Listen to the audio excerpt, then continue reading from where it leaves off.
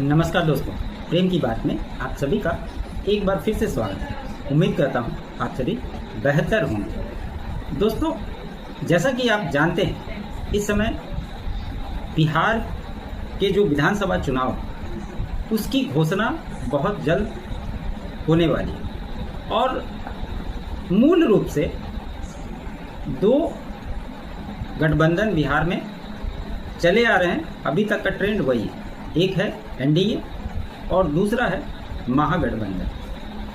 तो चुनाव आ रहे हैं तो लोग उसके हिसाब से तैयारी कर रहे हैं। इसमें प्रशांत किशोर का भी एक एंगल आया है इस चुनाव में, क्योंकि उन्होंने पिछले साल अपनी पार्टी बनाई थी और घोषणा की थी कि मैं विधानसभा चुनाव लड़ूंगा, और आज भी वो 243 सीटों की बात कर। लेकिन अब पिछले कुछ महीने जब आप बैक जाएंगे तो कई सारी बातें बिहार के चुनाव को लेकर, बिहार के गठबंधन को लेकर तमाम तरह की बातें होती। कहीं कयास ये लगाए जा रहे थे कि चिराग पासवान 2020 की तरह क्या इस बार भी अगर उनको जो उनकी डिमांड वो सीटें अगर नहीं मिलती है तो फिर से वो अलग चुनाव लड़ेंगे, या फिर ये भी कयास लगाए जा रहे थे कि प्रशांत किशोर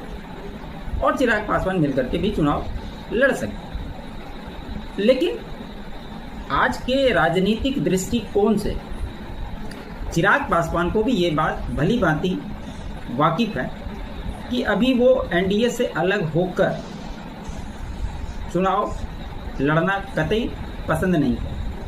लेकिन चर्चाएं, राजनीति है तो चर्चाएं तो होंगी।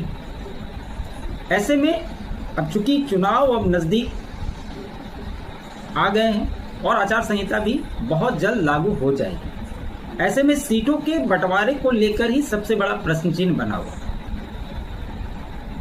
तो बिहार के परिप्रेक्ष्य के हिसाब से आज सिर्फ एनडीए की बात करूंगा। यहां पर अगर आप देखें तो जेडीयू, भाजपा, एलजेपी रामविलास यानी कि चिराग पासवान, उपेंद्र कुशवाहा और जीतन राम मांझी, इन 5 दलों का गठबंधन है और इन्होंने मिलकर लोकसभा का चुनाव लड़ा। चूंकि चिराग पासवान उसमें 5 सीटें मिली थी और उस पांचों के पांचों सीट पर वो जीत करके आए थे, मतलब 100% स्ट्राइक रेट के साथ। तो जब भी बिहार के चुनाव होते आप देखेंगे कि नीतीश कुमार की पार्टी जेडीयू जो है वो चाहती है कि बड़े भाई की